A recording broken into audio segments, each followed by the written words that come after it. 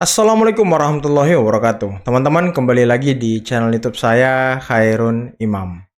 Nah, ini ada video yang sangat menarik untuk kita simak bersama-sama di mana Mr. Q itu membuat sebuah analisa bahwa banyak arus-arus bawah PDIP atau kader-kader PDIP di bawah yang menginginkan Pak Jokowi menjadi ketua PDIP, teman-teman. Nah, atas dasar itulah kenapa Pak Jokowi akhirnya dikeluarkan dari PDIP. Waduh, apakah Ibu Megawati kalah tenar, kalah pamor dengan Pak Jokowi? Ya, wajarlah teman-teman ya, karena kan Megawati tidak pernah menang pemilu, tidak pernah menang pilpres. Hanya Pak Jokowi kader PDIP yang berhasil menang di pemilihan langsung, teman-teman. Ya, mungkin approval rating dari Pak Jokowi juga ya mengalahkan Ibu Mega, makanya ya, Pak Jokowi ditendang dari PDIP, teman-teman ya. Dan selain itu, ada analisis dari Bung Habibur Rahman, salah satu politisi Gerindra, terkait dengan tersangkanya Hasto Kristianto. Mungkin ini juga sekaligus menjawab ya tudingan politisasi dari kubu PDIP, teman-teman. Oke, sebelum kita mulai videonya, jangan lupa like, subscribe, dan share. Dan tanpa perlu berlama-lama lagi, mari kita mulai videonya berikut ini. Nanti dinamika ke depan apa yang terjadi dengan PDI Perjuangan. Misalnya nih 2029 suaranya naik apa turun kan gitu kan. Salah satu contohnya. Nah tapi sebenarnya begini juga, ada satu analisa lagi ya. Ini kan mau kongres. Iya. Mungkin sebetulnya itu cara PDI Perjuangan untuk, atau cara Bu Mega untuk mencegah, memitigasi. iya. Kenapa saya katakan begitu? Karena kalimat yang dibacakan itu kan tidak punya ruang atau tempat lagi untuk menduduki jabatan. Kalau nggak salah begitu ya, kurang lebih ya kalimatnya. Saya lupa lah. Gitu. Aku juga lupa. Ya, persisnya kira-kira begitu. Itu kan sama dengan mengatakan lu nggak bisa balik karena lu udah bukan kader lagi. Nah, bayangkan nih kalau masih pegang KTA nih, kongres gitu. Tiba-tiba ada aspirasi dari bawah, kami mau Jokowi ketua umum.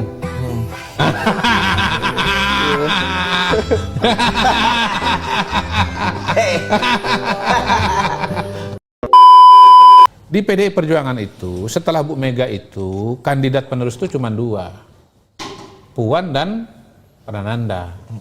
Nah, antara dua ini tidak ada yang jauh lebih dominan dibandingkan dengan yang lain. Oke.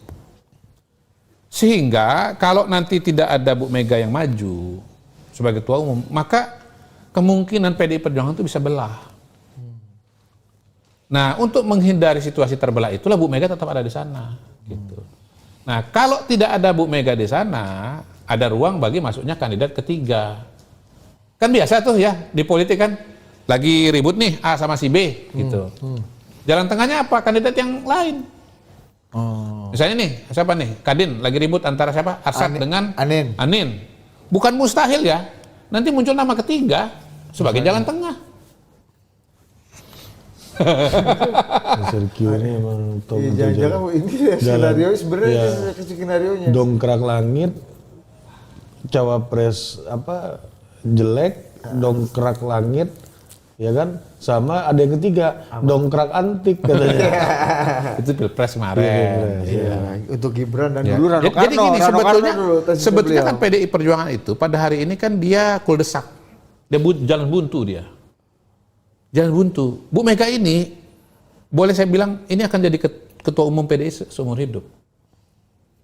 Karena dinamika yang ada antara, interrelasi yang ada antara Puan dengan Nanan, ini nggak ketemu nggak ketemu solusinya.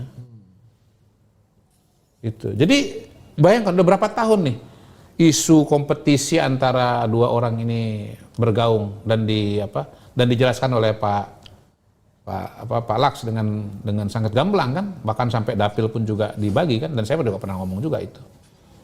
Ini nggak akan ketemu, misalnya satu akan lebih kuat dibandingkan dengan yang lain, nggak akan terjadi itu.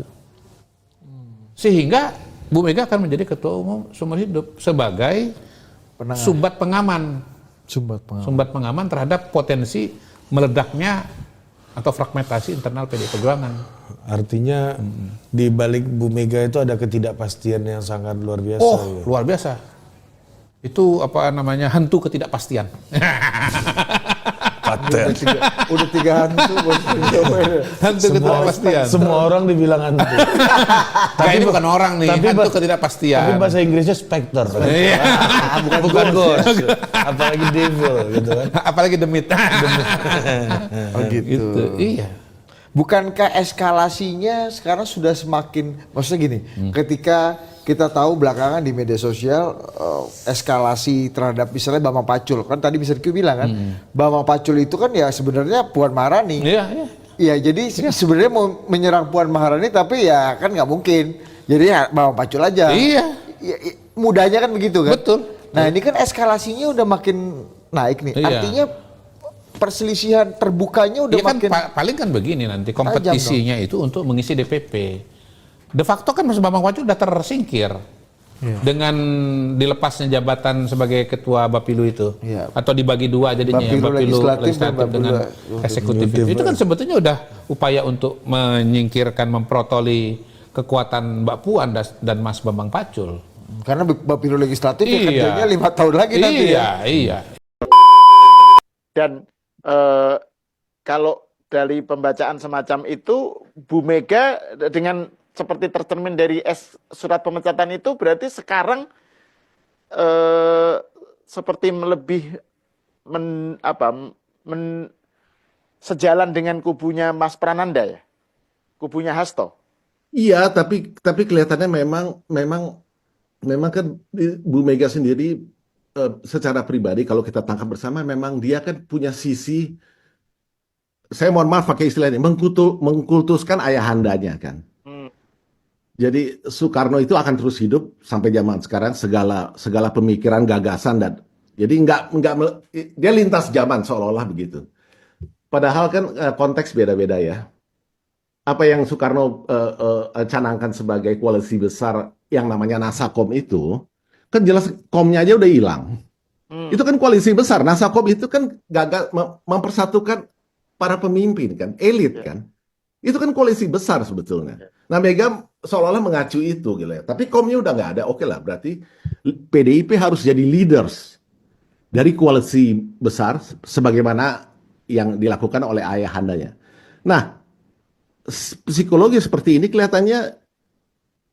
kelihatannya dimainkan dengan baik oleh kubunya Hasto ini. Kalau kita cermati kan mereka mengarah ke sekolah partai lalu universitas akan dibikin di sini di Jogja. Jadi seolah-olah ingin mensistematisir ideologi Soekarno ini kepada kader-kadernya gitu loh.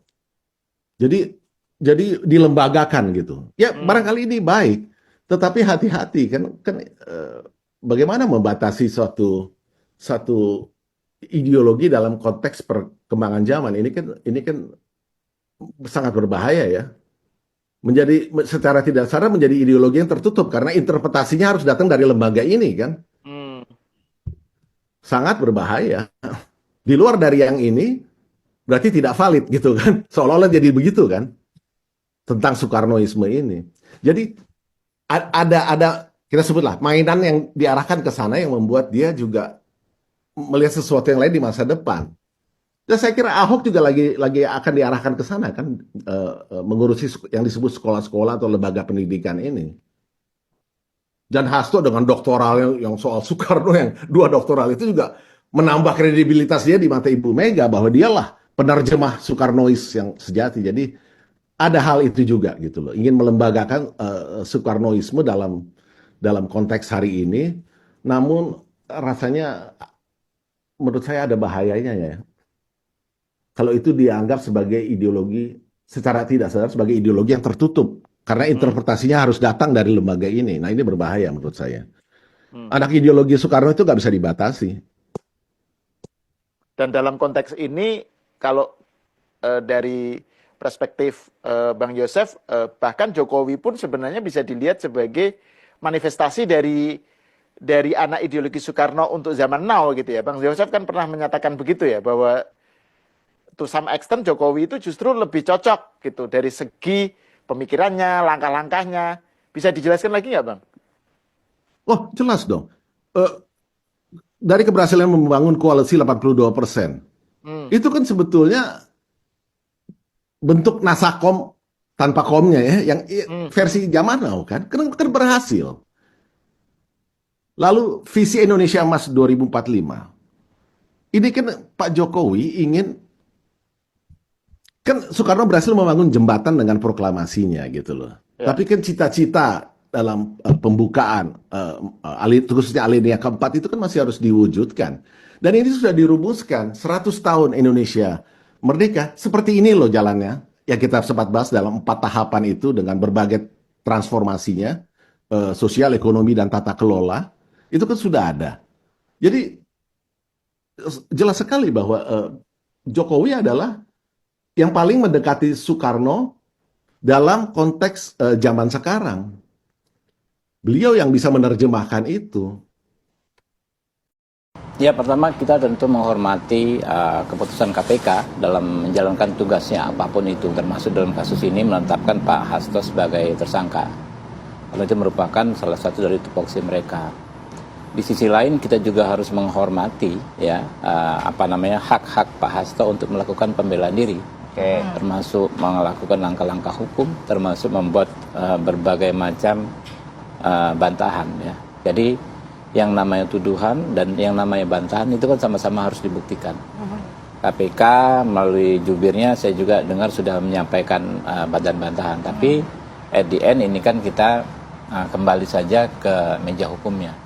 Ada prosedur-prosedur ya, misalnya ada kesalahan dalam prosedur bisa lewat mekanisme pra-peradilan. Ada pembelaan substansi tentang pokok permasalahan bisa di sidang utamanya, sidang pokok perkaranya. Nah, itu saja ditempuh. Sebab kalau kita bicara apakah ini politis tidak politis ya, saya pikir akan banyak versi dan sama-sama subjektif. Betul. Ya kan? Tentu akan ada yang bilang ini politis, tapi tentu ada yang membantah juga ini tidak politis. Nggak akan ada habisnya, nggak akan ada ininya. Rakyat sudah cerdas, rakyat juga sudah bisa memiliki penilaian-penilaian sendiri. Saya hari-hari ini kalau baca berita itu nggak baca induk beritanya. Saya baca perdebatan di bawahnya. Iya kan? Komen-komennya rakyat itu sudah cerdas sekali. Mereka berdialog, mereka berdiskusi dengan persepsi masing-masing. Ya, ini negara demokrasi, boleh-boleh saja masing-masing pihak punya pendapat ya. At the end ya, balik-balik lagi ya, ini kita harus percaya pada sistem hukum kita. Ya, Bang Habib, mungkin ini ada unsur politisasi yang dimaksud karena timeline dari penetapan tersangka ini cukup lama, 5 tahun. Bagaimana Komisi 3 memandang penetapan tersangka dalam jangka waktu yang cukup lama ini? Ya, kalau hal seperti ini memang bukan pertama kali. Banyak sekali saya sampai sudah capek kalau mau berikan contoh. Kasus IKTP itu ada orang yang sudah keluar, ada yang baru disidang ya. Banyak sekali kasus-kasus di berbagai daerah ya. Karena daluarsa dalam hukum pidana kita itu kan lama sekali. Untuk kasus ini mungkin di antara 8 sampai 12 tahun ya. Jadi kasus dulu pernah ada kasus kardus durian atau apa segala macam, sudah lama masih diungkit-ungkit lagi. Penyebabnya apa tapi Bang? Mungkin DPR pernah mendalami hal itu di kasus ya, ini. macam-macam penyebabnya ya. Tapi tidak bisa disampaikan publik. Jadi gini, kalau dalam hukum pidana itu ya paling pantang kita mengeneralisasi. Kenapa? Karena konstruksi hukum itu satu sama lain pasti berbeda. Kesulitan-kesulitannya berbeda, persoalan-persoalannya berbeda. Jadi nggak bisa kita generalisir. Tunggu saja. Semua hal itu akan dipertanggungjawabkan di persidangan oleh KPK ya. KPK kalau dipertanyakan kenapa lama sekali pasti akan dijawab. Ya kan ya, permasalahannya apa. Jadi kita berharap ya ini dilakukan secara transparan saja ke depan. Ya. Bagus kemarin ada semacam konferensi yang cukup komprehensif. Nah, ke depan kalau bisa ini terus saja ya konferensi begitu sambil nunggu persidangan. Kalau sudah persidangan saya pikir akan terang benderang. Karena di persidangan kita itu kan dialog ya. Jawab jinawab ya. Ada surat dakwaan, ada eksepsi, ada replik, duplik dan lain sebagainya, ada bukti jaksa, bukti terdakwa, saksi, macam-macam ya. Itu akan terbuka. Nah, teman-teman, itulah tadi beberapa video yang bisa kita simak, yang bisa kita saksikan pada kesempatan kali ini. Dan menarik ya, bagaimana analisis dari Bung Kodari, di mana Pak Jokowi dipecat dari Banteng karena Megawati takut kalau arus bawah atau kader-kader PDIP itu malah menginginkan Jokowi menjadi ketua umum. Waduh. Karena kan sepertinya di PDIP ini yang hanya bisa menjadi ketua hanyalah terah dari Soekarno. Tapi mereka lupa kalau Pak Jokowi itu adalah anak ideologis dari Soekarno. Karena beliaulah yang mencetuskan apa namanya teman-teman ya, mencetuskan untuk mengolah sumber daya alam kita sendiri, yakni hilirisasi. Ini kan sesuai dengan cita-cita dari Bung Karno, teman-teman. Seluruh hasil bumi, hasil alam kita olah sendiri dan nantinya balik kepada rakyat Indonesia. Dan ya dilanjutkan oleh Pak Prabowo Subianto. Ya mereka lah anak-anak ideologis dari Soekarno, teman-teman ya, yang memang mewujudkan cita-cita dan harapan dari Bung Karno. Dan bagaimana ya Ibu Megawati sepertinya akan menjadi ketua seumur hidup. Kalau kata Bung Kodari ya. Karena kan ya perpecahan dua kubu di dalam internal PDIP ini sulit untuk terelakkan, teman-teman. Ya antara Puan dan juga Mas Nanan. Ya apa ya, antara laki-laki dan perempuan nih teman-teman. Siapa nih yang bakal memegang tongkat estafet dari PDIP kalau memang Ibu Mega tidak lagi maju sebagai ketua umum. Dan tentu saja di masing-masing orang ini ada kubu-kubu yang loyalnya gitu. Kalau di Ibu Puan mungkin seperti Bambang Pacul, kalau di kubu Mas Nanan mungkin ada Hasto dan Deddy Sitorus dan kawan-kawannya. Ya nanti kita lihat saja teman-teman ya, karena tahun depan PDIP akan kongres. Waduh, apakah akan out lagi? Nanti kita lihat teman-teman ya. Dan menarik tadi bagaimana kata Bung Habibur Rahman terkait dengan tuduhan PDIP bahwa ini politisasi, ini kriminalisasi. Sepertinya ya ini lagu-lagu lama lah yang selalu diulang-ulang oleh para tersangka koruptor yang utamanya merupakan elit partai ya. Ya seolah-olah mereka ditersangkakan karena ya bersuara, karena mengkritik. Padahal kan ya nggak mungkin orang ditersangkakan kalau KPK tidak memegang alat bukti yang cukup. Dan tentunya alat bukti yang kuat. Karena kalau tidak, ya kan ada pra-peradilan teman-teman. Nanti KPK malu sendiri dong kalau nanti pra-peradilannya diterima, Hasto tidak jadi tersangka lagi ya kan. Ya makanya itu KPK pasti sudah punya bukti yang kuat untuk Hasto. Makanya beliau ini ditersangkakan teman-teman. Oke, mungkin cukup sekian dulu video kali ini. Jangan lupa teman-teman like, subscribe, dan share videonya. Akhir kata billahi taufiq wal hidayah. Wassalamualaikum warahmatullahi wabarakatuh. Bye-bye.